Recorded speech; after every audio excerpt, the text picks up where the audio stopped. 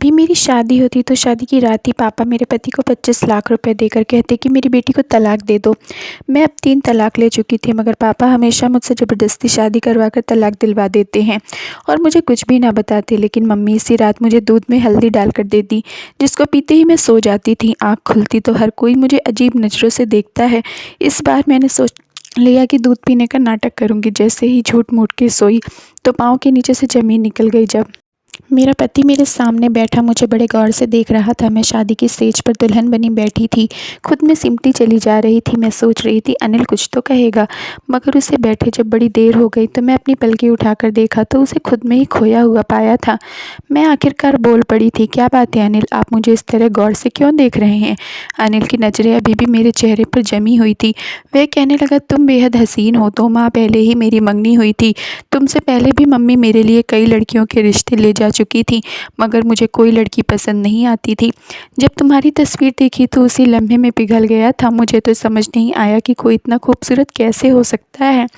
अनिल मेरी तारीफ़ करने लगा था। मेरी जान में जान आ गई थी।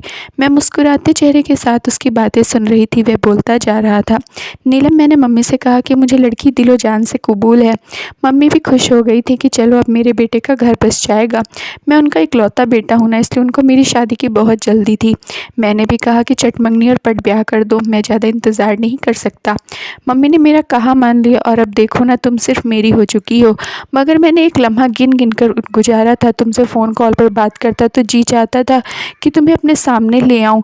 नीलम, आज मेरे दिल के अरमान पूरे हो चुके हैं। इस बात का गम है कि मैं तुम्हें हासिल करने की खुशी भी ढंग से नहीं जी सका और वक्त जुदाई का भी आ गया। अनिल की आखिरी बात सुनकर मैं चौंक गई थी। मैं बोली, अनिल, आप ये क्या कह रहे हैं? भगवान ना करे हम कभी जुदा हों। अनिल ने अफसोस से मुझे देखा था। फिर वह बोला, मैं जब कमरे में आया था इसी बात पर गौर कर रहा था कि तुम ज़्यादा अहम हो या 25 लाख।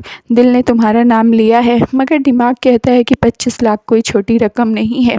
अगर मैं सारी ज़िंदगी भी कमाता रहूँगा तो भी कभी 25 लाख रुपए जमा नहीं कर पाऊँगा। मैं अनिल से बोली, कौन से 25 लाख, कहाँ से आए? अनिल बोला, तुम्हारे पापा ने विदाई के वक्त मुझे ऑफ़र किया था कि जिस तरह तुम मेरी बेटी विदा करके घर ले जा रहे हो, अगर इसी तरह मेरे घर वापस दे जाओगे तो मैं तुम्हें पूरे 25 लाख रुपए दूंगा। मुझे अनिल की बात सुनकर बहुत गुस्सा आ गया था।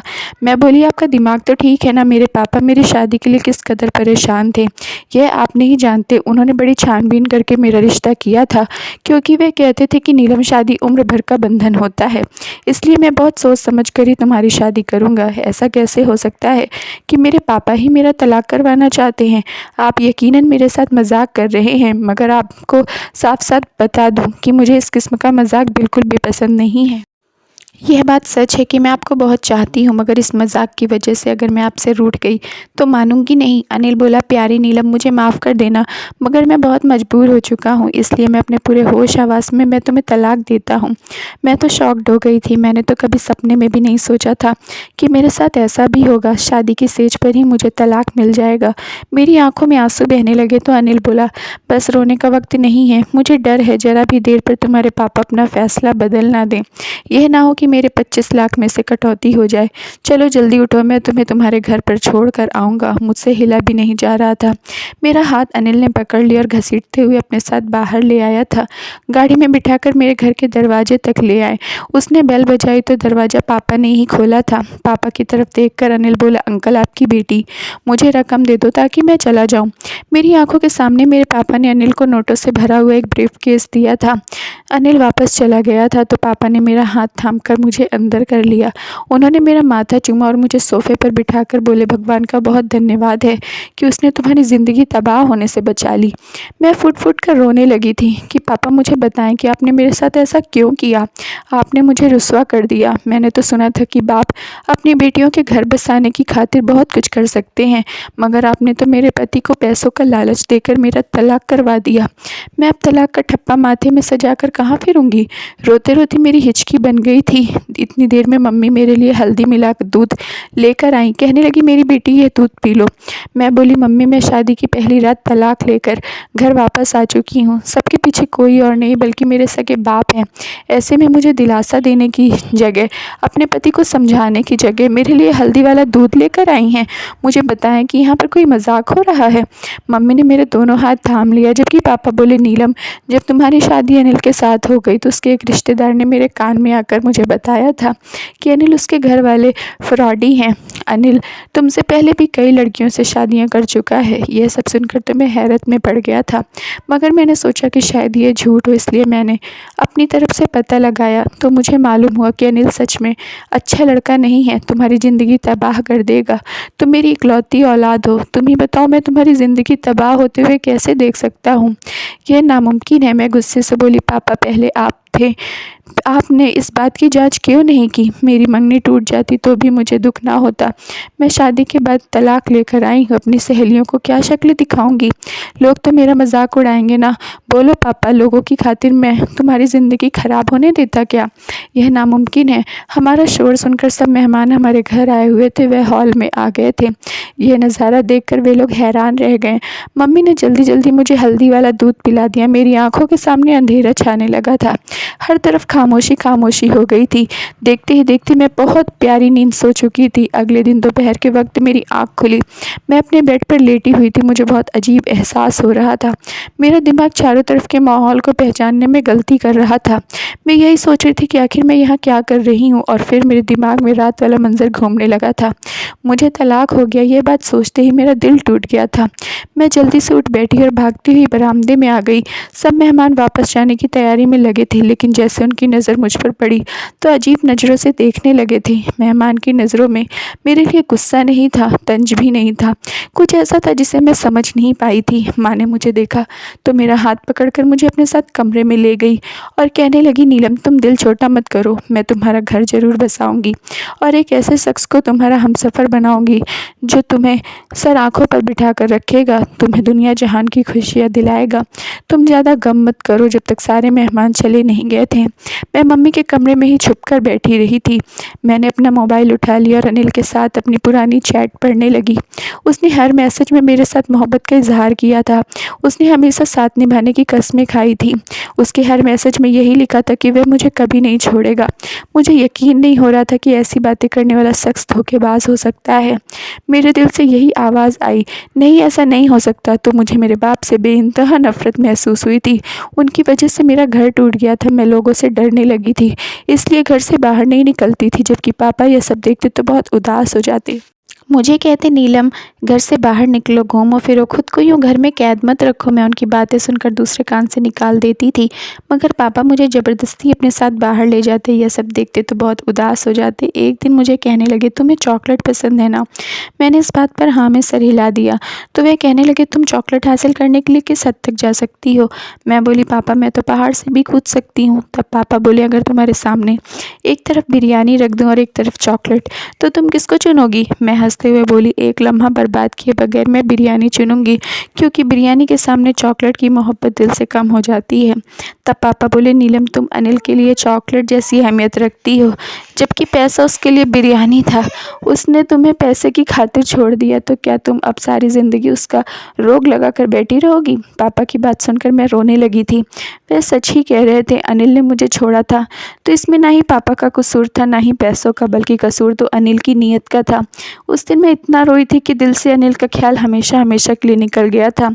अब पापा मुझे नए रिश्ते के लिए तैयार कर रहे थे।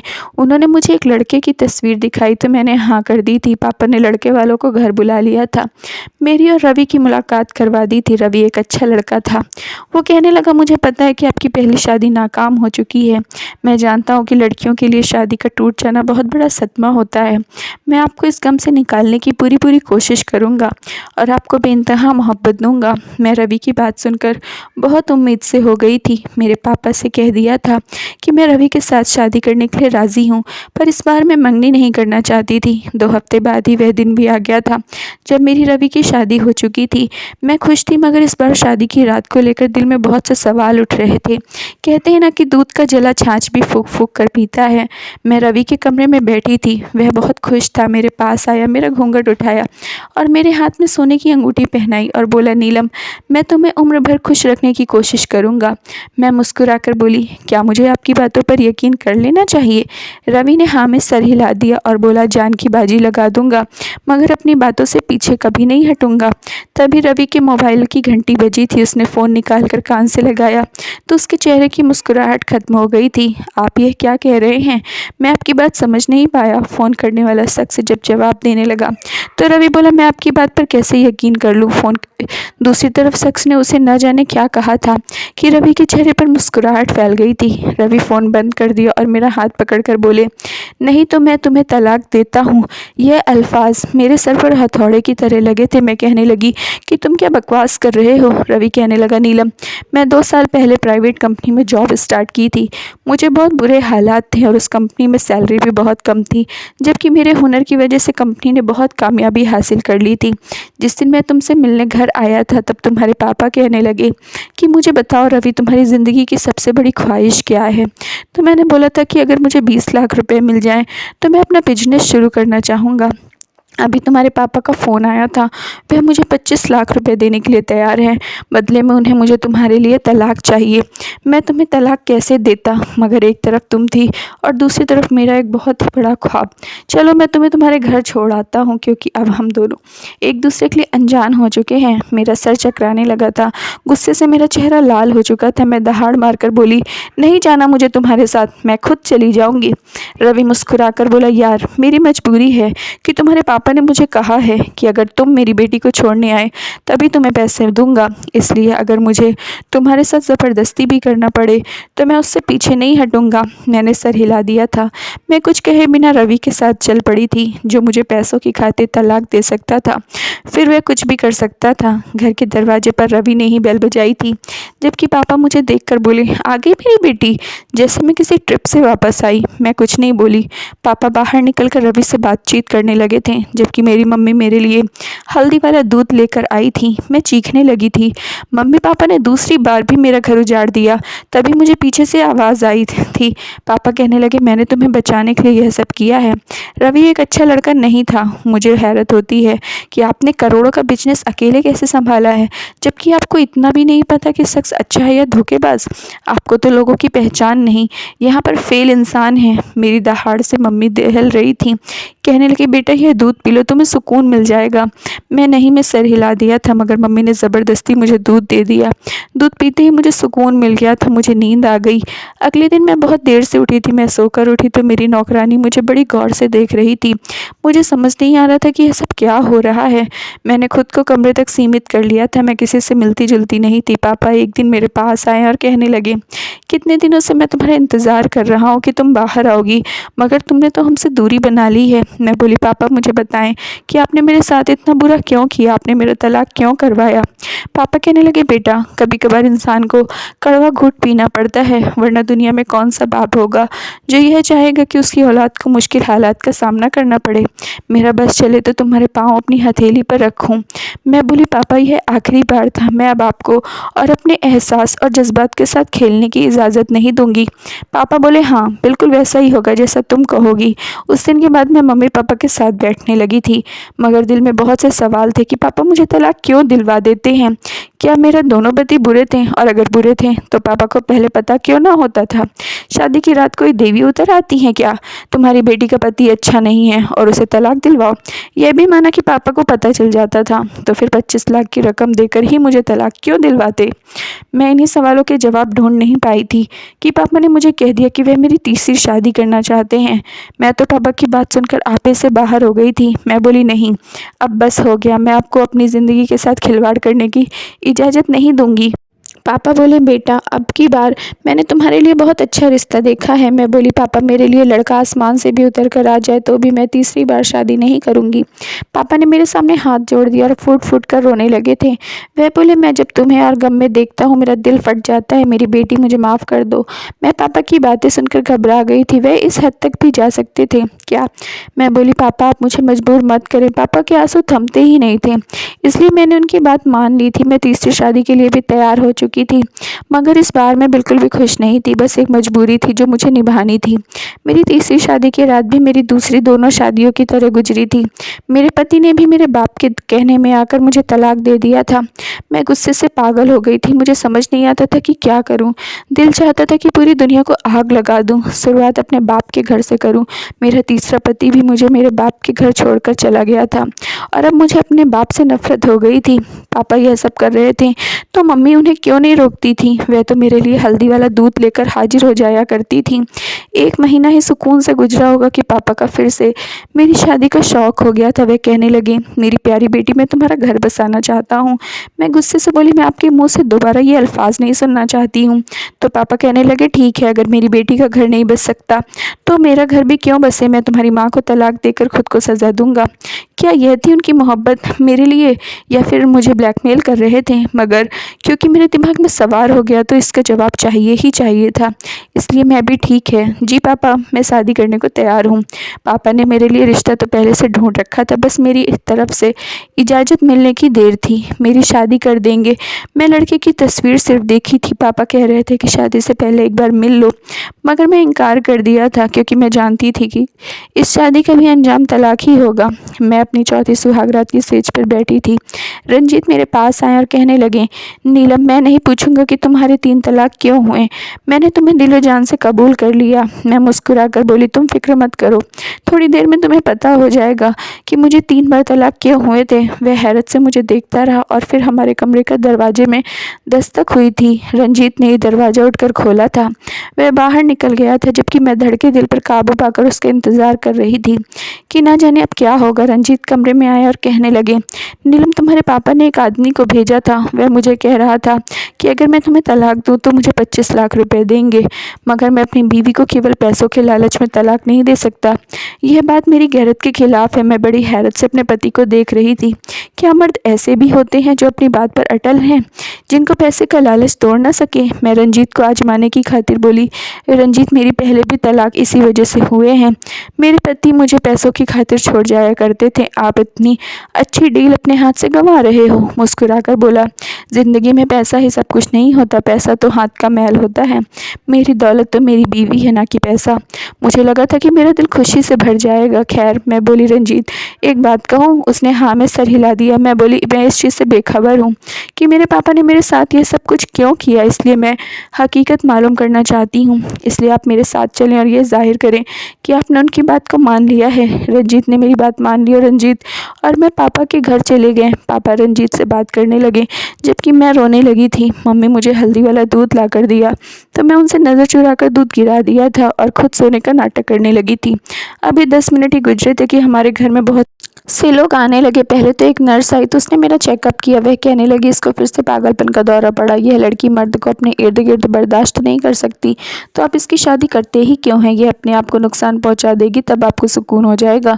फिर एक वकील आया। पापा ने नर्स की कही बातें वकील को बता दी। फिर रंजीत को भी वहीं पर बुलाया गया था। वह कहने लगा, वकील साहब, जैसे ही मैं कमरे में पहुंचा मेरी बीवी मुझे मारने पीटने लगी। फिर बोली कि तलाक दे दो, नहीं तो अपनी जान ले लूँगी। इसलिए मैंने उसे तलाक दे दिया। ऐसा मुझे नहीं लगता। ये सब पापा ने कहने को कहा था, मगर मैंने ऐसा नहीं किया। मेरी बीवी बिल्कुल ठीक ठाक है। मैं भी उठकर बैठ चुकी थी और वकील साहब से बोली, वह सब मेरे लिए मेरे खिलाफ साजिश है। मेरे बाप ने 3 बार मुझे तलाक दिलवाया है।